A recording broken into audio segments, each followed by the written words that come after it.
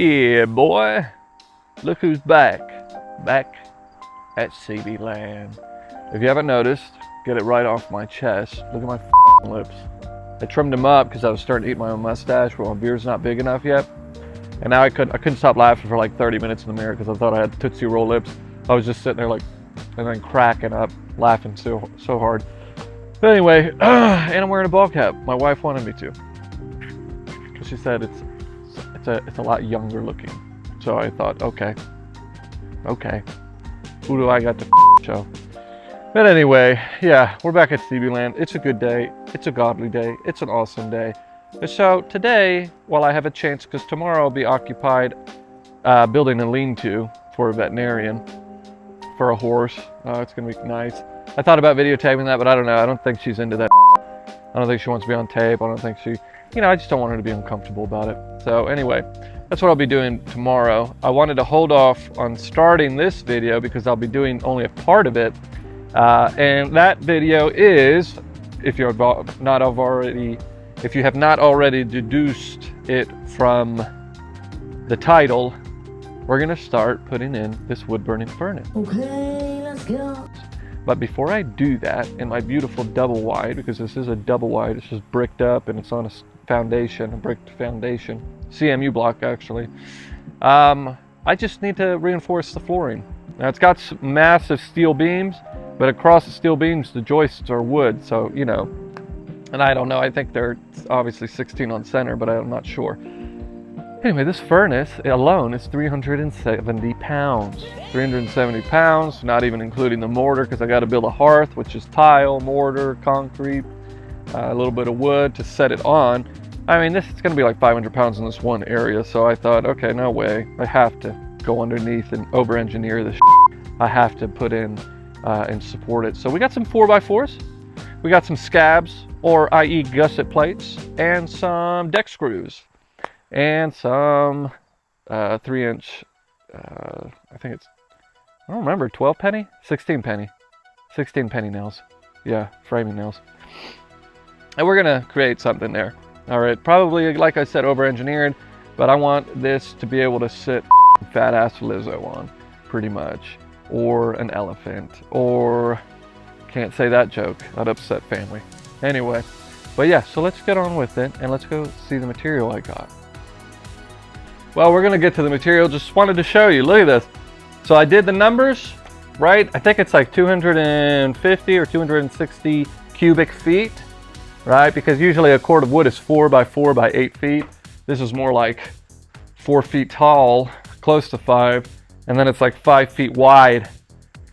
And I don't know, it's like 12 or 13 feet long, but anyway. So we just said, all right, let's just see cubic feet. I think 2 cords of wood is 240 cubic feet, 2 cords. And I've got about 260. So yeah, we're sitting a little over 2. I'm gonna drop another tree, but I gotta work around the rain. It just rained here. And also, like I said, I usually don't go and help people do a project like this.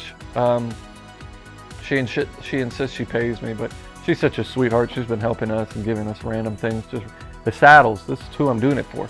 She gave me saddles for free and stuff, and I said, you can't pay me. And she insists, but anyway, so the wood's looking great. That splitter, dude, choice, baby. All right, I'll hold it real quick. Obviously, my shop is still a mess. I am listening to Oksana, and I'm gonna wait until winter time to clean it and make it look super cute. I should throw some pictures up of my old shop in my other garage in Mississippi. Maybe I will here, or if I'm lazy, you won't see it. But anyway, let's look at some material. So we got some wonderful, sorry, I got the stupid tripod, gets me mad every time and does that. 4x4s, got 5 of them, 8 foot long, pressure treated. Then over here we got some pavers that are gonna sit on top of the current wood floor. Because you're supposed to do, and those are the footers. I don't even know what they're called, for underneath the house. Similar, they're like, pier block foundation, I guess is what we would have called it. But I don't know what those are called. Those will suffice for doing what I needed to do. But those pavers, anyway, you see those concrete pavers. I'm using those because typically when you're building a hearth on a wooden joists, etc., most people use cement board. I'm not cutting all that. It's wood floor, and then I'm sure it's got a wooden subfloor. So I thought, all right, this will suffice. I'll just put, again, these concrete blocks on top, nice and cute for a hearth. Then, of course, a mortar bed with some tile. And then at that point, it's going to be like literally 2.5 inches, I think. 2 to 2.5 inches of just concrete. It's going to be sufficient. Similar to people who do blocks, or not blocks, sorry, bricks. Because a lot of people just do bricks. And then it'll have a cedar wood border. It's going to look real cute. It's going to look so cute and f***ing pretty. And the tile, I'll show you in a second. It's slate. And I think I'll show you the furnace too. I think I will. Just to give you an idea. It's an Ashley Hearth or something like that. 2,500 square foot. I don't remember how many BTUs it puts out, but this house is like 2,000 square feet. And I actually plan on having one more at least one more, maybe 2 more small stoves, small wood burning furnaces. For mostly aesthetic. Not really, because our master bed is on the other side of the house. And I'd like to have a little one in there for my wife, because she's cold-blooded. Unfortunately. I'm like a f***er, but... Yep, that's what we're going to get into a little bit today. We're not going to get into any of the mortar or concrete, because I want to videotape that and doing the tile and stuff, kind of walking people through it. But also, you know, having people laugh at me. But this right here, those concrete pier blocks that we're going to use for our 4x4s, we're going to build a nice little, I don't know, support for underneath where the hearth is going to go and the furnace is going to go. Yeah, and then later this week, which will probably be the following week that you watch, you'll get to see the furnace and the chimney work. And that's going to be a blast, because you're going to laugh at me doing some stupid stuff over here, Tootsie Roll lips. Other than that, yeah. Oh, so the veterinarian, remember I was telling you, she gave me the saddles and whatnot. So if you can see here, it's coming, guys. The homestead is coming. All right, we're going to get pigs soon, but look at what a blessing. She gave me all these bridles, all these leads, and then she gave me a saddle. And it's Australian, isn't that cool? Some stirrups, some cinches, and then she also gave me something else that I'm excited to show my father next time he's here. I don't think he was here. No, he wasn't. He saw me in North Carolina when I helped out my brother. So he hasn't seen it yet. And that's why I'm keeping hush-hush about it, because I don't know if he watches these or not. But anyway, let's keep moving on. I'll show you the slate. Bubba, but you know it's coming. You know it's coming. Here she is. Isn't it beautiful? Let's see. It is, I'm trying to find the brand. I think it's right here. Yeah, Ashley. Oh, that's in French. No, excuse me. No, that's in French too. What the hell? Why is this all this in French? Here we go. Yeah, it just says Ashley. I'm sure you can look it up. It's supposedly a US made stuff, but it's not. I think they're made in China. So I'll definitely tell you guys, because everybody's going to say, oh, get USA. And of course, I would love to get USA if I made enough money. Stay there, bud. My son's about to come out. Or actually, you can come. Come on. Let's go. Amos. Cutie butt. The kids are doing the first day of school, September 1st or 2nd, whatever. Say hi. Hi. All right, go over there and don't touch anything. But let Poppy finish. 2,500 square foot. I was hoping it was going to tell me the BTUs on here. I might put it up there on the subtitles or whatever. But yeah, there she is. Look at that. She fits up to like 22 inches. Oh, I got to open it this way, but I don't want to completely. I guess I'll take this off too. Amos, you're in the way, bud. You got to get out of the way, remember? Sorry, guys. Churring. But yeah, great seal and stuff. And the beautiful glass door. We'll see what that is. If the glass breaks or cracks at some point, which God willing it doesn't, right? It's just Phillips head screws and clamps, so it looks great. Easy to change. But yeah, you could fit like 20-inch, 22-inch, I think, blocks in here. Then it's got this little trap, ash trap, down below. And it's in there. I didn't unwrap it totally. And the reason it's sitting outside again is because I didn't want to bring it inside and then risk.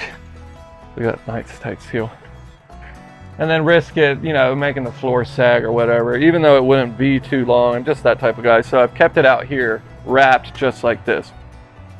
And to give you an idea where we have it exposed, this is actually what it's going to sit on. I'm going to do some tile. And it's going to be slate. So that's what we're looking at. Some nice slate. We'll do some tile. I'll teach some kids some about that. But yeah, I mean, It's gonna look good sitting on top of that. And then with the cedar bordering it, I think we're gonna have a pretty cute looking hearth. As far as the backsplash, these newer stoves, I guess, don't need a heat shield on the rear. When you put it, 8 inches or however, I can't remember how many, it's got the specs. It's got its own little heat shield that kind of keeps it from hitting the wall or like overheating it combustible. I think want to do it just because I like the aesthetic of it, and I actually love the aesthetic of that galvanized tin roofing. I think it looks so good, but we'll see. Right now what's important is doing the hearth, and the fact that that's not it's no longer necessary. It's that's something we can pick later on, because it's not going to be difficult at all. It'll be some furring strips and probably that roofing tin, and then a border, But other than that, that's what we're looking at. So this is our next project, guys. And I'll be working on it later next week or this week. And then you'll see it next week, God willing, if everything works out perfectly and the weather works out perfectly. We'll at least be able to get this in, and we'll at least get the, what's the word for it? At least get the hearth pretty much built and ready and set this on top. As far as the chimney, we might have to wait until the weather plays nice. It's been raining. But that's what our next project is, boys. And I think, I don't think I'm going to videotape. Well, I'm not going to videotape me working on let me fix it. Well, let me shift gears here and then we'll talk. Okay. All right. So this is where we cut that first tree, remember? And then if you look a little past it, you're really not going to see it, but there's a stump. That's where we dropped that massive second tree. She says it was oak, or he did. And I still think it's poplar. I don't know. I honestly haven't even looked into it because I really don't give a shit. I kind of do, because I want to keep all those beautiful oaks, if they are oaks, properly. But right now I'm cleaning this up. But you can see this was all briar and gross, and I'm clearing out this hill, and I'm going to keep that border behind the house, really. But I'm also going to clear out kind of about probably, I don't know, 100, 150 feet into the woods all around. I'm going to keep trees for shade perfectly, the ones that I need to keep, and make it look real beautiful, like a Lord of the Rings scene. But I really want to clean up the forest floor and kind of have grass come in, etc. Because I'd like to put a cabin up there at some point. But anyway, we'll end the video by talking just real briefly about the channel. As we know, it evolves as you go. And, it's been wonderful seeing who's involved, who's participating, and who's really into it. Obviously, my CB community, you guys are awesome and are probably my greatest supporters. So I appreciate that, and I love the fact that you guys are latching on, and it's helping you guys, or you're getting your questions answered, but also enjoying the content. So yeah, as I said in a post, I think I said it, CB Sunday live, which they now are live from now on until I really get pushback and somebody and a group of people are like, we want more episodes of CB Sunday, make them episodes again. They're going to be live streamed. And I feel like that's a little bit more efficient and really helpful for you guys, and you guys enjoy that. So we're going to be moving CB Sundays to live sessions, streams. As far as episodes, remember I started out doing 3 episodes a week. Well, that was a lot of work. But also it kind of sucked because it would eat up a lot of content immediately. And I have a lot to do, so I have a lot of content. But money doesn't always catch up with time. You got to wait for money. You got to save money. So I figure, all right, well, we're going to cut back because I got a lot of work to do, which is just maintenance work. And I don't want you to keep watching maintenance work. I want to see let's put in a furnace this week. So we're going to move to 1 video a week from now on Wednesdays. So Wednesdays, CB Land will put out a video episode Wednesday, and then we would do live streams Sundays. And that's what we'll do from now on. Later on in the winter, once it gets cold and there's no projects going on, because it slows down big time in the winter, I'll have a lot more time on my hands and be a lot more equipped to be inside and in front of a whiteboard. And I say that because I want to do those SKU classes big time. So that's the idea. We're going to upload a library, and this will kind of just randomly happen. It's not going to be like, oh, this Wednesday we're doing this. We're going to have our episodes every Wednesday. But this will be just a random upload. I might do all of them at once, or I might do one a week and just upload Thursday or Tuesday or randomly, and you'll see it pop up in your feed for that library, the SKUs training and classes and training, blah, blah, blah. But yeah, man. Other than that, I think it's great. you know, shout out to all my boys, Dan and Adam. Adam, you didn't, I think it's Adam Cohn. You did not get to see our last live stream, but dude, we missed you. But like I said, CB Sundays, we're going to be doing those. So just, you know, whenever. And that's good, dude. Keep doing those letters with your grandpa. Family matters. Family comes first. This comes all second. But yeah, and Paulie and Salvi, really cool. We got an Army. I think he said he was an E4. I don't know what that is in E4, but you know, he'll be a third class. He was in the Army. Now he wants to be a CB and he's going to go CB. So that's rad. All you guys, dude. And I'm sure I'm missing somebody else. Steven something. You were in there for a minute and really want to be a CB. So, yeah, dude. Let's link up. And you on Reddit, man. Start latching on. I might post on there soon and say, come over for CB Sunday. Because it'd be really helpful to have current active CBs, CEs, UTs, all sorts of shit. Come and able to communicate. And I can moderate. Because I know quite a bit, but I don't know everything, you know. And especially don't know everything about other rates. A UT's going to know more than I know about being a UT, etc., etc. So they might be able to be in the chat room and he might say something I can expand on, etc., etc., and you can link up. But we'll see about that, man. But yeah, that's where our channel's at right now. As far as the post, lastly, that I put up, you guys probably were wondering, what the did he have a stroke? Why did he write like that? I just thought it'd be funny to put it into a Shakespearean translator. And then when I did, it reminded me of Bill and Ted. If you've ever watched it, Bill and Ted's Excellent Adventure, Bill and Ted's Bogus Adventure. That might be before your guys' time. Some of you, it was before my time. I think it was in the late 80s that came out, but I grew up watching it. It was in the 90s when I grew up. But yeah, they try to talk like that at one point in the movie, and it's pretty comical. So yeah, over time, we'll be doing a lot of that. I'll be getting a lot of wood from there. I'm not going to videotape that. I'll videotape later on in life. Later on in the year, I'm sure, kind of progression. But our next thing is, if you look under here, let's see, I didn't even plan this last bit, but let's walk to it. Past the playground, you can see the crawl space. That's where I'm about to go into and start working. It was going to be way too annoying to be doing all that right now. So anyway, you can see the clouds. It's been raining. That's what I'm going to get into. But, you know, God bless you. God bless y'all, you know, and appreciate you guys coming and stopping by. I'm going to get on this. I don't think I'm going to show you. It's literally just think you got your block piers, you know, your pier blocks, 4x4s going up, and probably a box frame, as easy as that. And then maybe a lower cross beam to stabilize. But it's going to be over engineered. I mean, 4x4s all around, which be tight. Like I said, she's going to be holding some fat bitches.